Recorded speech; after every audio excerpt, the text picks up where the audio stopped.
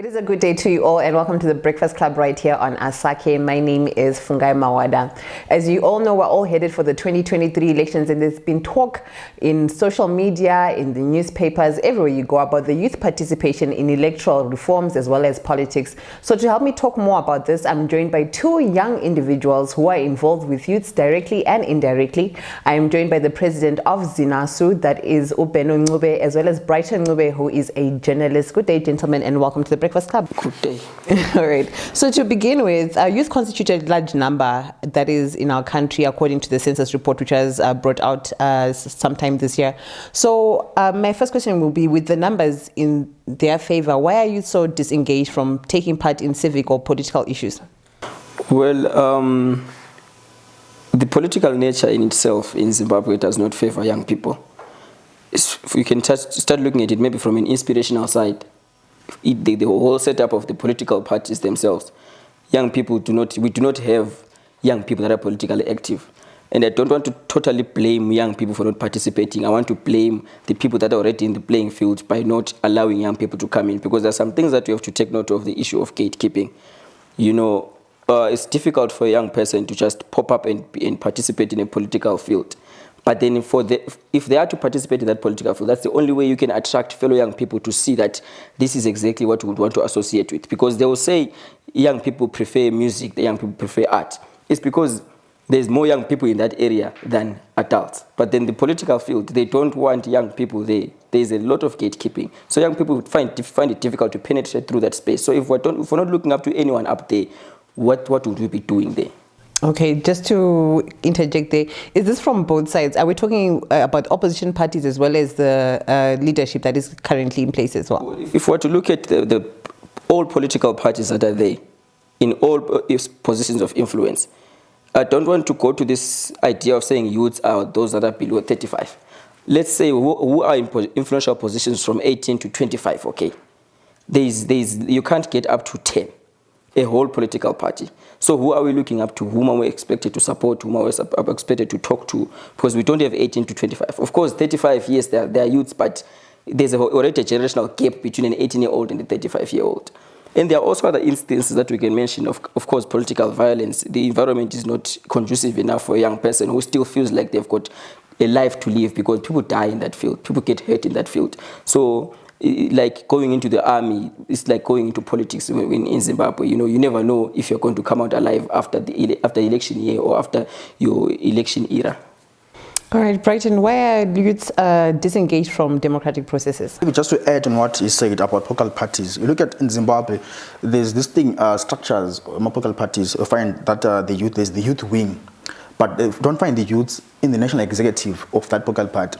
So they don't make influence or decisions for the political party, just they're in silos for the political party. They're named issues of saying you belong to the youth quota or belong to the youth structures. For example, the youth league. They're not part of the executive structures of the political party. Again, that influences them not to have a say in terms of running or contributing to the happenings of the entire political party. You also mentioned the issue of the democratic space in Zimbabwe. The democratic space in Zimbabwe is shrinking. You see the PVO bill is coming up, particular bill has been adopted by the cabinet. So people are scared to say, let me join politics because of those things, the bills that are there, shrinking of the democratic space, and the civic space in Zimbabwe. If you participate in politics, people label you. This one is now pro this party, this one is pro this party. The violence has been happening in Zimbabwe. So no one will join politics because of that. And also, Fungai, to add on that issue, preoccupation of livelihoods. As young people, we are trying to hustle, Fungai. I'm selling my airtime in the streets. I cannot leave my airtime there and go and join a political party or attend a meeting. I'm making money there. So if I leave that money there, where I'm going to get the money? So preoccupation of livelihoods, so saying I want to focus on my hustle than politics. Because we've seen over the years that political parties have never delivered anything to the youth. So why should I join a political party? Instead of let me push my hustle, and then I will see what comes later. All right, so what would your thoughts be on the alternative, as they would say, which is youth-led, so to speak, because he's pretty young, Nelson Chamisa, in that regard. Do you feel like he's taking that into cognizance when he's focusing on the youth? Well, sometimes we just have to be practical. Of course, by nature and by virtue of him being a young leader, automatically there's going to be an aspect of generational understanding as compared to having Comrade Emerson, because there's a huge generational gap there. You know, when we talk of Wi-Fi in institutions, you know, those sort of service deliveries, he wouldn't understand it. But then talking to Nelson, he would get it. But then also when it comes to Nelson, we think we have to be practical as to say, what are the policies that he has for the young people? I'll take it from my side, maybe for the students. How is the educational policy looking like? Is it something that is, you know, when you say I'm going to bring grants, is it something that is feasible enough? Can you do that? You know, because we won't just, you know, we won't just support because we are young, all of us are young, because we also know young people that are doing the wrong things too. So I think that we really look into it and say, yes, you are young, but on the table, what is it that you're putting there that is really practical to the young people? And I can say that as of now, the only thing that we can relate well with the opposition or the alternative is the structural wise. You'll find that maybe in the structure there's a couple of young people, but we are yet to see if how many young people are going to be put in the provisions of the amendment bill, whereby there is the youth quota and the women's quota. How many young women are going to be put there? How old are the young youth that are going to be put there? And even the candidate selection for these constituencies, how many young people are going to occupy there? Then from then, that's when we're going to give a firm handshake and say, yes, Comrade Nelson, you've done as well. But then from now, we are still giving him the benefit of doubt because that's the best option that we have. All right, so speaking about the amendment bill, of course it was billed and there are so many talks about it, whether the women's quota and the youth quota. What are your thoughts on the youth quota? But also, Fungai, to add on what he said and reflect on that, people don't vote because you are young. People don't vote because we are human. Remember, we did something around talk around. We don't vote. We don't cover gender and so on. Me, I don't vote because we are young. I vote for ideals, your ideology. What are you going to offer if you have become the president or become the councillor? As I highlighted, there are many people that are young. Earlier on, before we started the show, I was speaking about young people in parliament. Since 2018, what they have done for the young people. Even ZINASU, what they have done for the students as young people. At times, we don't vote for age. Again, issue of ageism comes up to say, why are you not participating in governance issues? Because remember, you're still entrenched into issue of patriarchy. To say our society still feels, these ones are young. What will you say to us because we are young? Remember also, if you attend consultation meetings in the rural areas, you say, I want to have my voice as a young person. They look at you different because we're young. So we don't vote for age, but we vote for ideas and ideologies. What are they going to offer for the young people? How are they going to deliver jobs? Transport sector, how are they going to deliver the transport sector for the people? How are they going to improve service delivery? So age doesn't deliver. Age delivers, age doesn't deliver. At times, what am I saying? At times, we need to vote for what the party or the individual promises to the people. Are they able to meet those promises that they promise the people? Well, I think I have to highlight this first. I think maybe with time, if we're fortunate enough, we'll have to change this whole thing of saying youth quota, because we make most of the population, but then we've got people that are minority actually deciding that, okay, you guys are going to occupy this quota. I think there has to come a time where we're going to say, okay, now we've got an adults quota, because they are few. We have to give them the space, not them giving us the space, because that's where you see that they are giving us something that we are supposed to already own. So there's already a problem there. It's okay. But also for this youth quota system, at times you are given freebies. For me, all right, I'm Brighton. I want to be a councillor, right? I belong to a political party X, right? I'm going to go to parliament or to chambers, council chambers. People vote for me. You go there because of a quota system. We are different MPs there in parliament. I went there through the vote. He's going there through the quota system for free. I'm going to deliver the mandate I promised the people. What is going to deliver through the quota system? It's just there. They term them pakosi because they are going there as freebies. What are they going to deliver? You have seen women being given this quota system and people's attempt at empowerment. How are we empowering people by quota system? So the 10 youths that are going to go to parliament after 2023 elections, how are they going to be chosen? Based on what criteria? What qualification? Will they deliver once they're in parliament the mandate of the young people?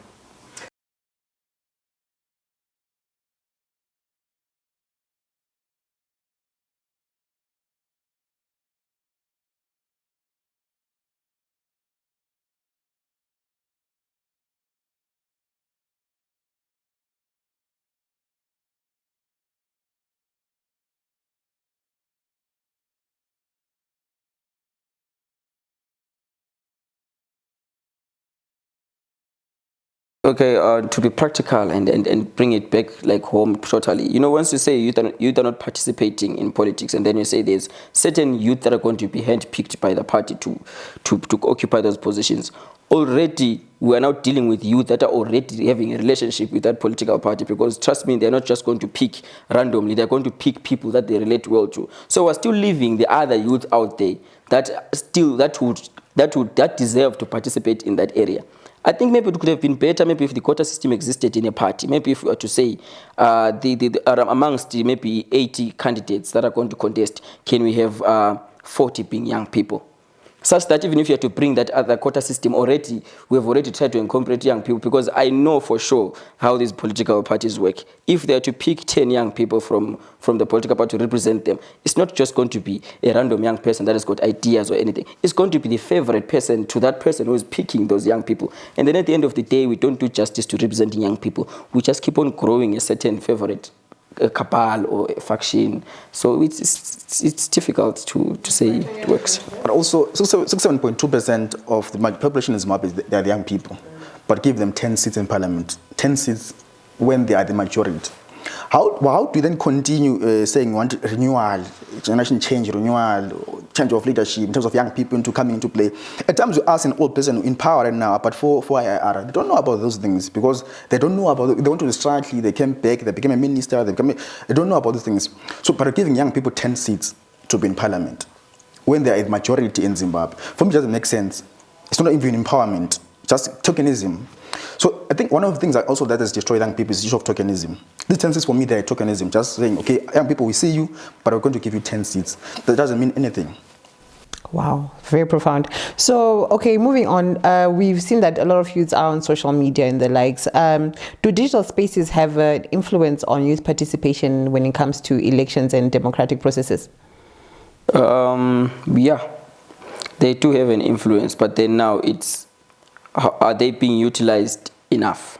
They do have an influence, because if they can influence a trend, it means that if someone who is pushing the issue of electoral participation and governance and all of that, if they're to occupy that space, it could work.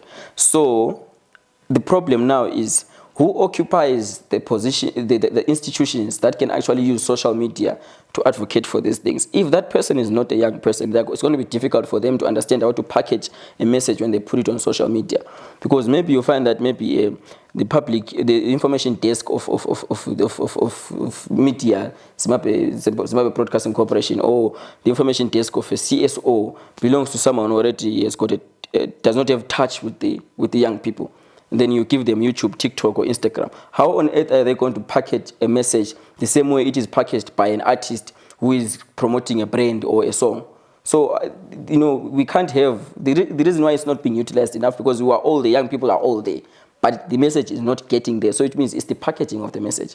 It's not like young people can't see or hear. If they can listen to a song and follow trends, what could stop them from listening and following those things that are government related or election related? So the packaging there, who is behind the packaging? If it's a 65-year-old, I mean, who's the Minister of Information right now and Publicity? I mean, you know, those are some of the things that we look at. How are they going to relate well when we say, okay, let's go to Instagram, let's go to TikTok, Madam Monica, you know, it's difficult. Rural areas. At times, I think we preach to the converted, to speak to echo chambers, Fungai, to say, we assume everyone is on Twitter, everyone is on TikTok, but the demographic that is in the rural areas, they only use WhatsApp or use Gamboots and don't know what to call, and not even on Twitter. So we forget and neglect that generation, that population there in rural areas. Remember during the COVID-19 era, when people were sending messages, would say, this area now, wear your mask, try to do. Message was difficult to reach in the rural areas because there was not connectivity. You can go to Matopo, go to Bulelima, but there's no connection of network. You've got to climb the mountain somewhere to get connectivity. But we forget about those people there in that rural area and say, everyone's on Twitter. So we're trying to put the message on Twitter, using hashtag and so on. But what about the young person in the rural areas? Also, let's look about the issue of data prices in Zimbabwe. Not everyone can afford to buy the $12 data bundle for the private whatever. No one can afford to do that. People can afford to use their phones and call. So data prices will come into play to say, as we go towards elections, data obviously will go up. Will you be affording to even buy that data, communicate with people, and also in connectivity? Matopo, Plumtree, Binga, there's no network there. So young people, they are neglected. They are out in terms of talking about social media space, or taking up space in terms of digital era and so on, getting the message from there.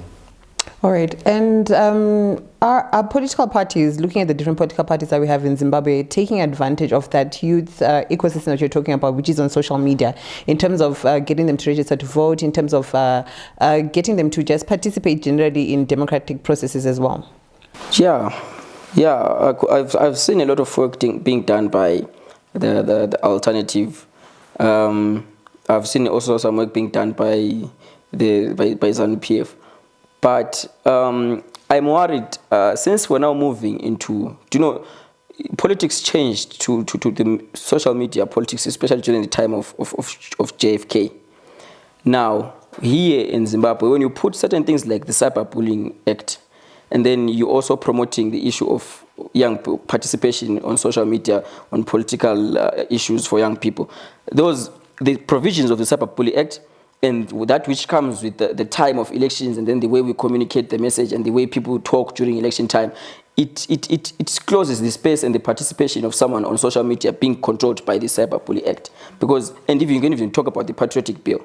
So certain things that you might say here politically might implicate you here using these other two bills that have been put. So it's like a democracy that goes and then chokes you along the way. They say, okay, fine, you can get out there, but then they've locked the gate ahead. So yes, in as much as political parties can act on those, can act on social media, but then these other political parties that have got the power to go and infringe that space that they've been given. So yeah, I will still go back to the bills and policies that we put in the country. You can go and do things on social media. Okay, be careful, don't say 1, 2, 3, 4, 5 on social media.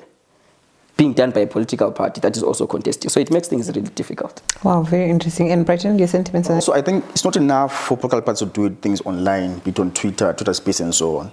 At times, the voter is on the ground. In Bulelima Mangwe, the voter is not on Twitter, it's on the ground.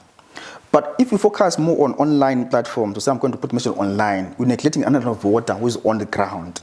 So if they do door-to-door campaigns, are targeting the voters on the ground. If they rely on online platforms, we're totally neglecting the other voter who's on the ground, doesn't have Twitter, doesn't have any platform to engage.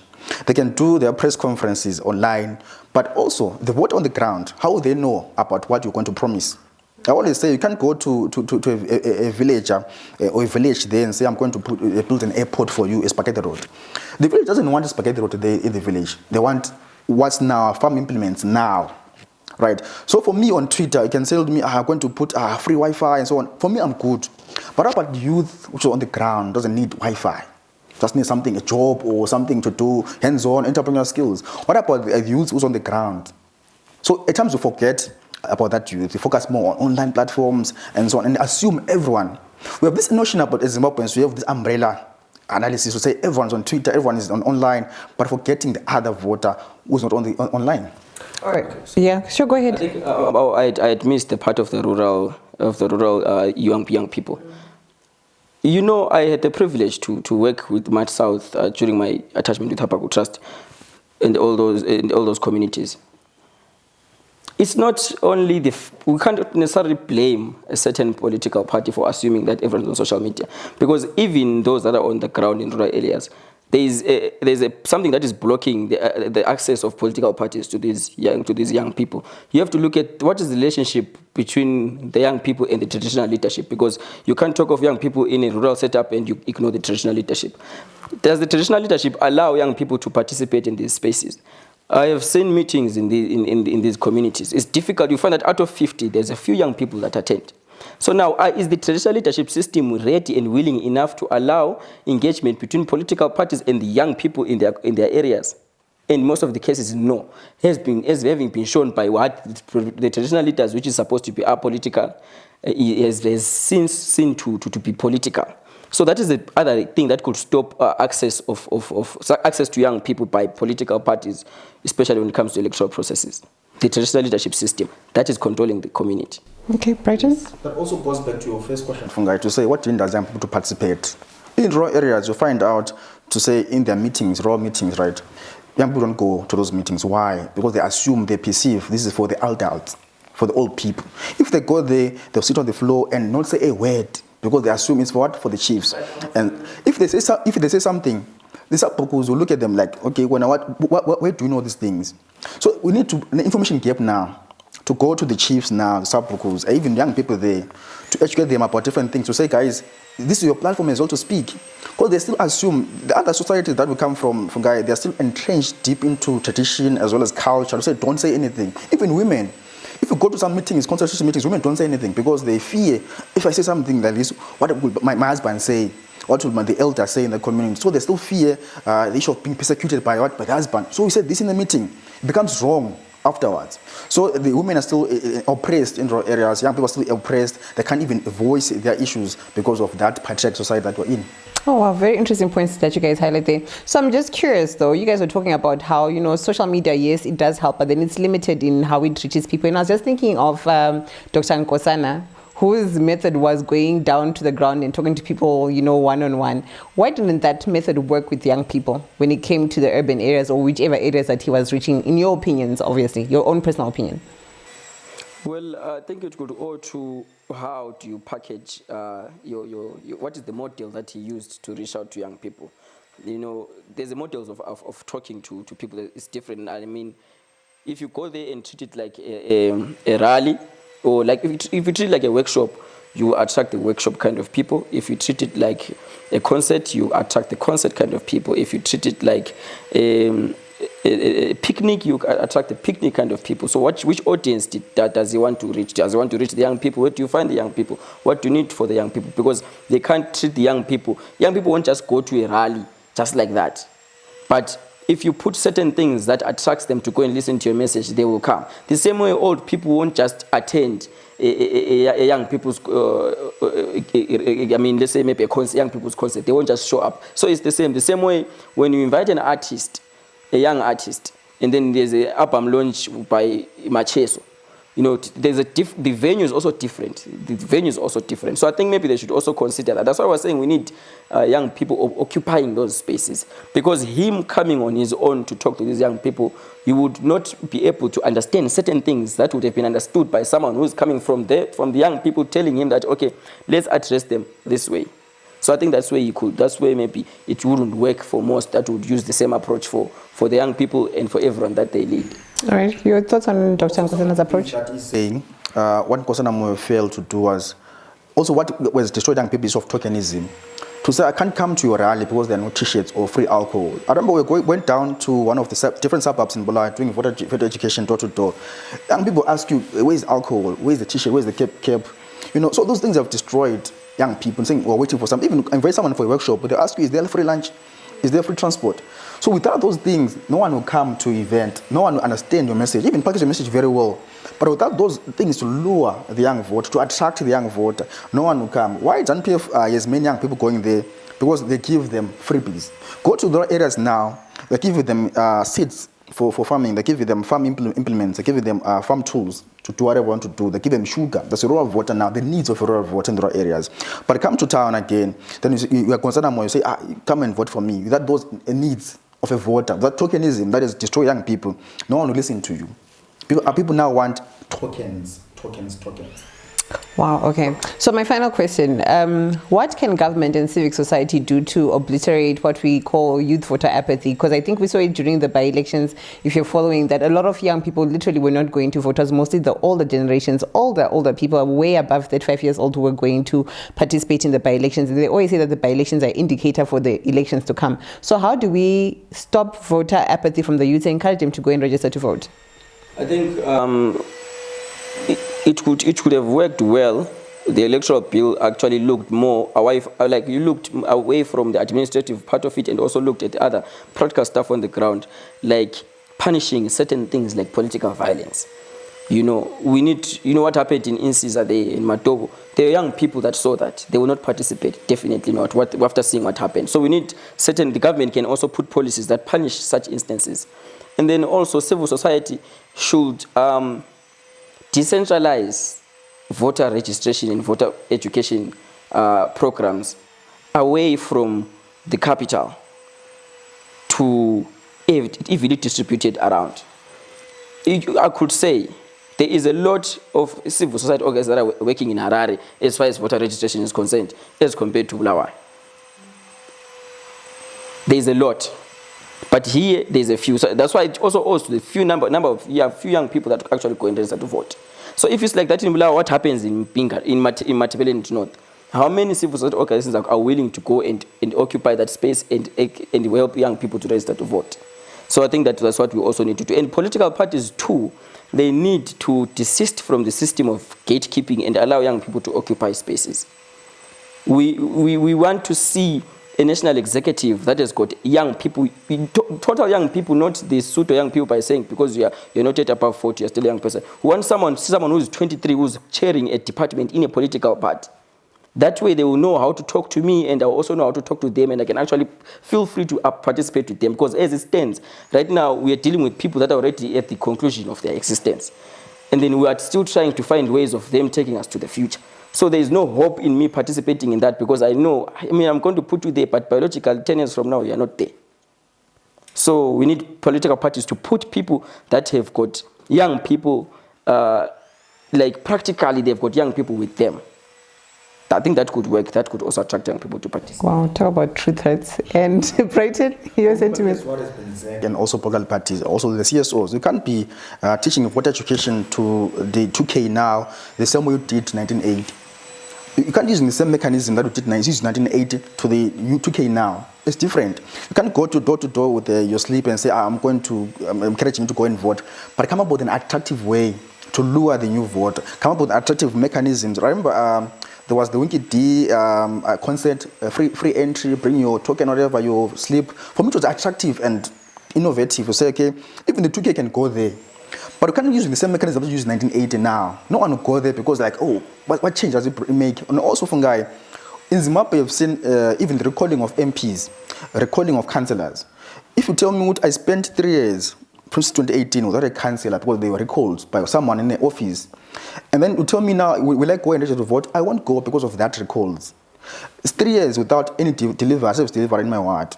Then expect me to go and vote. No, I won't go and vote. So those are things that destroyed and made people more restrained from going to register to vote because of the issue of recalls, the issue of not motivation. For example, those who are in power right now, they don't even inspire confidence to the young vote, to the new vote. To say I'm going to give you this and that, but let's go beyond what you're going to give me. Right? I told you earlier, you can't say to me, I'm going to build an airport, I'm going to build spaghetti rolls to a youth.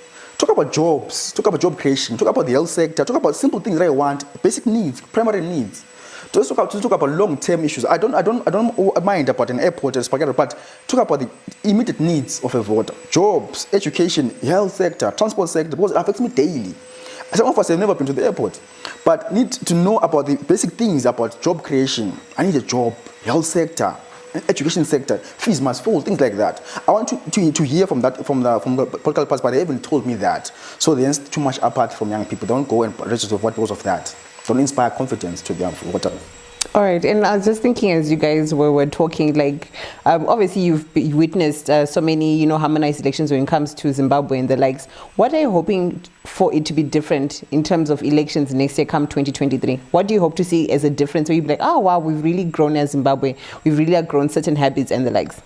I think I would really be happy if the security sector just stays out of the whole political field. I wouldn't be happy to see the army moving around with all those big trucks, especially during election time. And I also would be very much grateful if the political parties, especially the alternatives, avoid certain terms like elections are rigged. I don't want to hear that when I have hope in you. And you don't want people to hear that if they have hope in you. Don't tell us elections are rigged. Go and do everything that is necessary for you and your people to win. If it means you have to do closed-door meetings with certain influential people, in certain government institutions that, can mention, if you have to do closed-door meetings with ZEC, with the security sector, with the traditional leaders, go and do it. But let's not have a situation whereby we tell people that, okay, they're probably going to rig, because I'll be like, okay, what am I doing here? And I would also be happy if ZANU-PF tries to desist from political violence, because we don't want situations whereby I say there's political violence, people are beating each other. We know that at the hospitals the victims are from this certain political party or from the alternative. So we have to put it as it is, that okay, this political party that has got the apparatus to initiate violence, can it not do 1, 2, 3, 4, 5? then I think we would have matured enough to say we are a democratic, liberated country, because as it stands, it's just a different enemy, but the same jacket. Brighton, your ideal 2023 elections? I expect to see a free space for journalists to cover their stories. We have seen stories where journalists are attacked at rallies, be it the CCC, be it ZANU-PF. So I expect a free space where journalists we can cover these rallies free and fairly without being victimized and so on. I expect to see more women taking up space, be it in parliament, be it in council, be it them becoming ministers as well. I expect more youths taking up space in parliament, not this quota system, youth quota system or the tokenism quota system, but I expect them to fight in terms of getting there because of merit than to be given freebies. So I expect a free, violence-free election where media can cover everything, and also expect the broadcasting, the broadcaster to cover every political party in Zimbabwe, not just the one party, but also to cover the main political parties in Zimbabwe. So I expect them to cover everyone, despite of them different color and so on and so on. So I expect that free and fair election, and also ZEC to raise the voters' role, allow people to vote free and fair. So yeah, for me, that's what I expect next year. Wow, okay. Brighton Ncube, I was going to say Benon. Brighton Ncube, Benon Ncube, thank you so much for coming through and sharing your gems and highlights, especially as youths, as we head for the 2023 elections. And to you at home, I hope this episode was as enlightening for you as it was for me. And remember to register to vote. Encourage those within your neighborhoods or wherever you are to register to vote. It is their democratic right. And please don't forget to like and to follow us on our social media platforms or at site ZW on Instagram, Facebook, TikTok, as well as on Twitter. From myself, Fungai, and the team behind the scenes, goodbye.